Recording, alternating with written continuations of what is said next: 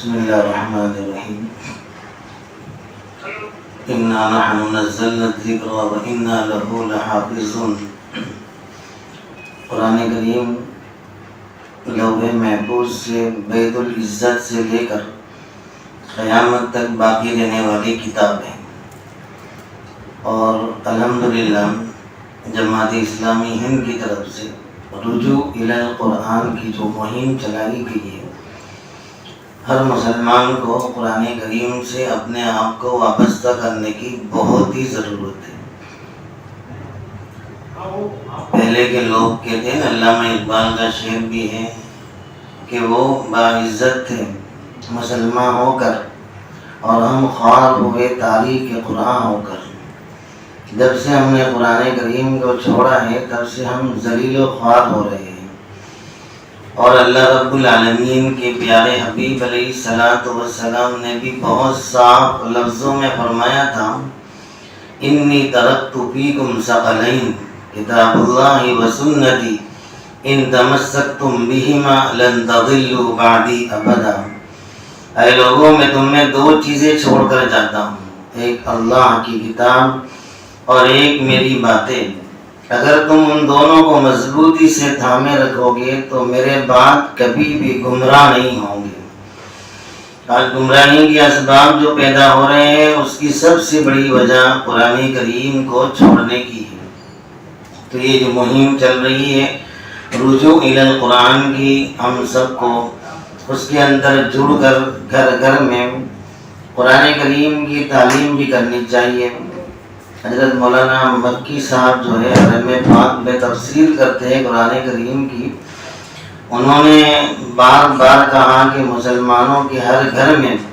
کم از کم قرآن کریم کی ایک آیت کا ترجمہ روزانہ سنایا کرو، اسکولوں میں سنایا کرو، مدرسے میں سنایا کرو۔ چاہے بچے کو عربی آئے نہ آئے، لیکن اپنے مالک کا فرمان تو کم از کم سمجھ میں آئے گا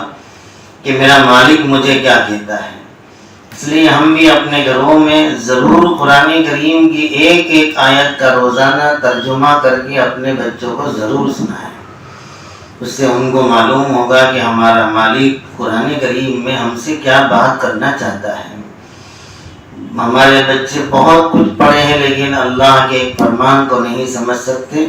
یہ ہماری بہت بڑی بدنصیبی ہے اس زمانے میں۔ اللہ ہماری جو اس مہم چل رہی ہے اس کو مکمل اللہ کامیابی عطا فرمائے، اور ہر گھر میں قرآن کریم کی آوازیں بلند ہو اور اس کو سمجھنے کی اللہ توفیق عطا فرمائے۔ قرآن کی وہ شکایت بھی ہمیں بار بار یاد دلاتی ہے کہ میرا کیا حال کر کے رکھا ہے، طاقوں میں سجایا جاتا ہوں، آنکھوں سے لگایا جاتا ہوں، تعویذ بنایا جاتا ہوں، دھو دھو کر پلایا جاتا ہوں۔ میرے ساتھ تم نے یہ معاملہ کیا ہے، حالانکہ میرا معاملہ تو یہ تھا کہ میں تمہاری زندگی کو اتنا نورانی اور اتنا طاقتور بنانے آیا کہ تم دنیا اور دنیا کے بعد کی لمبی زندگی دونوں میں کامیاب ہو سکتے ہو۔ اس لیے ہم انشاءاللہ قرآن کریم کو اپنے گھر سے شروعات کریں گے اور گھر گھر لوگوں کے پہنچانے کی مکمل انشاءاللہ کوشش کریں گے۔ مختصر سی سورت کا ترجمہ اور تفسیر میں آپ کے سامنے پیش کرنا چاہتا ہوں۔ قرآن کریم جب نازل ہو رہا تھا، ہم سب جان رہے ہیں کہ اس وقت دنیا کا تمدن اور تہذیب کیا تھا۔ کہیں پہ لوگوں نے اللہ کا بیٹا بنایا ہوا تھا، قالت الیہود عزیر ابن اللہ، یہود کہتے تھے حضرت عزیر اللہ کا بیٹا ہے، وقالت النصارى المسیح ابن اللہ، اور نصارہ کہتے تھے کہ حضرت عیسیٰ اللہ کا بیٹا ہے۔ حالانکہ وہ لوگ اللہ کو مانتے تھے، لیکن اللہ کہتے ہیں قالوا اتخذ الرحمن ولدا سبحانہ، اللہ فرماتے کہ انہوں نے میری اولاد ہی بنا دی، سبحانہ، میں تو اس سے پاک ہوں، بل عباد مکرمون، بلکہ یہ حضرت عزیر اور حضرت عیسیٰ دونوں تو میرے نیک اور مکرم بندے تھے، اس کے علاوہ ان کا اور کچھ نہیں تھا۔ لیکن نصارہ نے اللہ کے ساتھ حضرت مریم اور حضرت عیسیٰ علیہ السلام کو جوڑ کر ثالث ثلاثہ اس طریقے سے خدا بنا دیا، اور وہ اللہ کی توحید سے محروم ہو گئے۔ یہودیوں نے حضرت عزیر علیہ السلام کو اللہ کا بیٹا بنا دیا، وہ بھی اللہ کی توحید کو ماننے کے باوجود اللہ کی توحید سے محروم ہو گئے۔ اور عرب لوگوں کا تو یہ عالم تھا کہ ہر جگہ پر وہ معبود بنایا کرتے تھے اور معبودوں کی شکل بنایا کرتے تھے اور معبودوں کی بیویاں بنایا کرتے تھے اور معبودوں کو کھانے اور پینے والا بتایا کرتے تھے۔ بہت ساری روایتوں میں معلوم ہوگا کہ عرب کی تہذیب و تمدن کا عالم یہ تھا کہ جہاں کہیں وہ طاقتور چیز کو دیکھتے تھے وہ اپنا خدا مان لیتے تھے۔ یہ سارے حالات میں دوسرا شان نزول قرآن کریم میں اس سورت کا یہ ہے جس کو سورہ اخلاص کہتے ہیں کہ لوگوں نے آ کر رسول پاک صلی اللہ علیہ وسلم سے اللہ کا نسب پوچھا کہ اللہ کا نسب کیا ہے، اس لیے کہ وہ لوگ جناتوں کے ساتھ اللہ کا نسب جوڑا کرتے تھے اور کہتے تھے کہ جنات بھی اللہ کے نسب سے ہیں۔ تو یہ ساری آیتوں کا خلاصہ قرآن کریم دے رہا ہے کہ نہ اللہ کا بیٹا عزیر ہے، نہ اللہ کا بیٹا عیسیٰ علیہ السلام ہے، نہ ان مکے والوں نے اور عرب والوں نے جن معبودوں کو اپنا خدا بنایا ہے ان سے بھی خداوند عالم کا کوئی لین دین نہیں ہے، بلکہ محمد صلی اللہ علیہ وسلم آپ ان کو بتا دیجئے کہ خدا اور اللہ کون ہے۔ اس لیے اللہ رب العالمین نے یہ مختصر سی صورت جس کا ترتیب کتابت یعنی قرآن کریم میں لکھنے والی ترتیب جو ہے وہ 112 نمبر ہے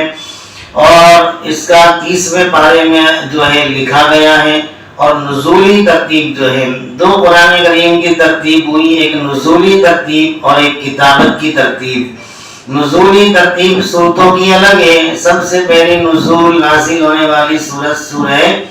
اقرا ہے، وہ 5 آیتیں نازل ہونے کے بعد سٹاپ ہو گئی تھی اور پھر فترت وحی کا بڑا لمبا زمانہ گزر گیا تھا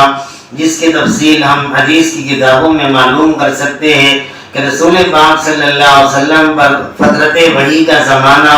کتنا بار گزرا تھا، کتنا گرا گزرا تھا، اور رسول پاک علیہ السلام نے اس کے متعلق کیا کیا بیان فرمائے ہیں۔ تو مکی صورت ہے یہ، نزول کے حساب سے 22 نمبر کی صورت ہے۔ اللہ رب العالمین کہتے ہیں قل هو اللہ احد، آپ کہہ دیجئے وہ اللہ اکیلا ہے۔ بہت صاف ستھرے الفاظ میں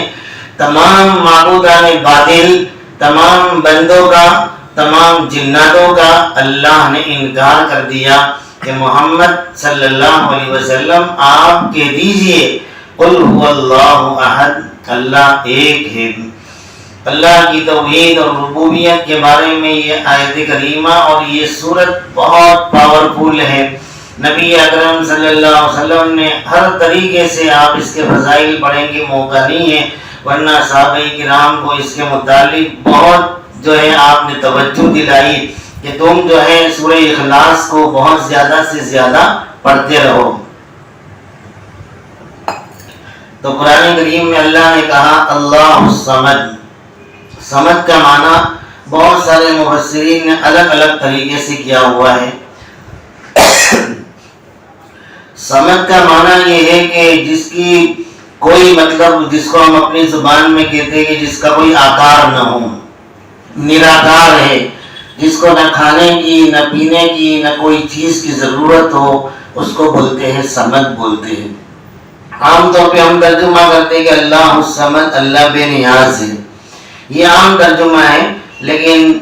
ابن عباس رضی اللہ تعالیٰ عنہ کا اور دوسرے مفسرین کے الگ الگ ترجمے سے خلاصہ یہ نکلتا ہے کہ اللہ تعالیٰ کو نہ کھانے کی ضرورت ہے، نہ پینے کی ضرورت ہے، نہ اللہ کا پیٹ ہے، نہ اللہ کا جسم ہے، نہ اللہ تعالیٰ انسانوں کی طرح دکھنے والی ذات مقدس ہے، بلکہ ان تمام چیزوں سے پاک ہے، اس کو کہتے ہیں صمد۔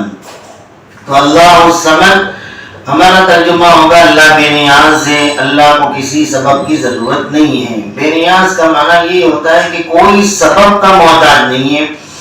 ایک ہوا سے لے کے، ایک چھوٹی سی چیز سے لے کے بڑی سے بڑی چیز کا وہ محتاج نہیں ہے، اس لیے اس کو کہتے ہیں اللہ الصمد۔ لم یلد ولم یولد، اللہ تعالیٰ نے نصارہ کے عقیدے کو بھی اور یہودیوں کے عقیدے کو بھی اور تمام کفار اور مشرکین کے عقیدے کو بھی صاف صاف رد کر دیا۔ لم یلد ولم یولد، نہ وہ کسی کے ابا ہے نہ وہ کسی کے بیٹے ہیں، نہ اس نے کسی کو جنا ہے نہ وہ کسی سے جنا گیا ہے، وہ کسی کا جو ہے روپ ہے ہی نہیں، اس کا روپ تو نرالا ہے جس کو نہ بندے لا تدرکہ الابصار۔ اللہ کہتے ہیں کہ دنیا کی آنکھیں اس کے روپ کو دیکھنے سے بالکل قاصر ہے۔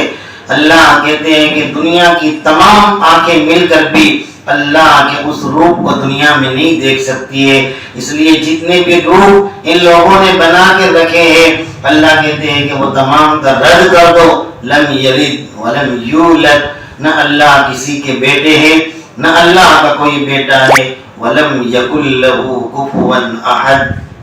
اور ذہن میں یہ بھی مت رکھنا کہ اس کا کوئی پارٹنر ہوگا، اس کا کوئی ساجی ہوگا، اس کا کوئی شریک ہوگا، کوئی اس کا سپورٹر ہوگا۔ اللہ کہتے ہیں ولم یکن لہ کفوا احد، میں اکیلا ہوں اور میرا کوئی ساجی نہیں۔ کفو کا معنی ہم جیسے ہماری زبان میں کفو کہتے ہیں لڑکا لڑکی کا ایک جماعت کا ہونا، اس کو بھی کفو کہتے ہیں، کسی کے برابر ہونا اس کو کفو کہتے ہیں۔ اللہ کہتے ہیں کفو، لفظ کفو کو آپ دیکھیے کہ لفظ کفو اللہ نے استعمال کر کے یہ بتایا کہ تمہاری دنیا میں تم ایک دوسرے کے برابر ہو سکتے ہو، دنیا میں علم میں کبھی برابر ہو سکتے ہو، چہروں میں برابر ہو سکتے ہو، خاندان میں برابر ہو سکتے ہو، طاقت میں برابر ہو سکتے ہو، جتنی بھی چیزیں دنیا کے اسباب میں تمہارے اندر میچ ہوتی ہے، وَلَمْ يَكُنْ لَهُ كُفُوًا أَحَدٌ، وہ تمام چیزوں کو میرے ساتھ میچ کرنے کی کوئی ضرورت نہیں ہے، بلکہ میرا تو کوئی ساجی اور شریک نہیں ہے۔ اللہ رب العالمین نے مکمل طور پہ تمام عقیدوں کو اس میں باطل کر دیا کہ تم اللہ کو چھوڑ کر، اللہ کی ربوبیت کو چھوڑ کر اس کے ساتھ کسی کو ساجی، کسی کو شریک مانو گے، اللہ کا روپ مانو گے، اللہ کسی میں حلول کرتا ہے، اللہ کسی میں داخل ہوتا ہے، اللہ کا کوئی اور چہرہ ہے۔ یہ تمام چیزوں کو اللہ نے سورہ اخلاص میں بالکل رد کر کے بتا دیا کہ تم کو ماننا ہے ایک اللہ کو مانیے، اس کے علاوہ تم کسی کے سامنے بھی اللہ کے برابر اس کو نہیں کر سکتے ہیں۔ ہم سورہ اخلاص کو، اخلاص کا معنی ہی ہوتا ہے بالکل خالص، بالکل پیور، اس کے اندر کوئی چیز داخل نہیں ہو سکتی۔ تو اللہ رب العالمین ہم تمام کو جو ہے قرآن کریم کے ساتھ وابستہ ہونے کی توفیق عطا فرمائے، اور یہ مہم جو ہے اس کو آگے چلنے کی اللہ تعالیٰ خوب توفیق عطا فرمائے۔ آخری جملہ حضرت شیخ الہند رحمۃ اللہ علیہ کا، جو مالٹا کی جیل میں سے واپس آئے تھے، انہوں نے کہا کہ میں نے مالٹا کی جیل میں کئی وقت گزارے ہیں، اور وہاں کی تنہائیوں میں نے سوچا کہ مسلمانوں کی جو ہے زوال اور مسلمانوں کے گرنے کی جو وجہ ہے، دو وجہ ہے۔ ایک وجہ تو یہ ہے کہ انہوں نے قرآن کریم سے اپنا رشتہ توڑ دیا ہے، اور دوسری وجہ یہ ہے کہ انہوں نے آپس کے اتفاق کو ختم کر دیا ہے۔ یہ دو وجہ کی وجہ سے امت مسلمہ زوال پذیر ہے۔ امت کو اگر زوال سے نکالنا ہے تو ہم سب کو قرآن کریم کا دامن تھامنا ہوگا، اپنی زندگیوں میں بھی لانا ہوگا، اور اپنے گھروں میں بھی لانا ہوگا، اور اپنی سوسائٹیز میں بھی لانا ہوگا، تبھی جا کر اللہ تعالی ہمیں ترقی دنیا میں بھی عطا فرمائیں گے، آخرت میں بھی عطا فرمائیں گے۔ حضرت عمر رضی اللہ تعالیٰ عنہ کی روایت ہے کہ اللہ تعالیٰ جو ہے اس قرآن سے یرفع قوما ویضع قوما، کسی قوم کو بلند کر دیتے ہیں اور کسی قوم کو ڈاؤن کر دیتے ہیں۔ قرآن کو پکڑو گے تو بلند بن جاؤ گے، قرآن کو چھوڑو گے تو دنیا میں سب سے زیادہ ڈاؤن بن جاؤ گے۔ اللہ تعالیٰ ہمیں قرآن کریم کے ساتھ جیسا حق ہے ویسا حق ادا کرنے کی توفیق عطا فرمائے۔ آمین۔ وآخر دعوانا ان الحمدللہ رب